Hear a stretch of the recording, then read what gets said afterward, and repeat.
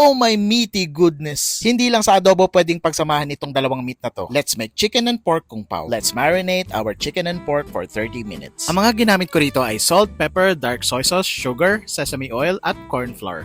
Haluin na mabuti hanggang sa mawala yung pagka-powder ng corn flour.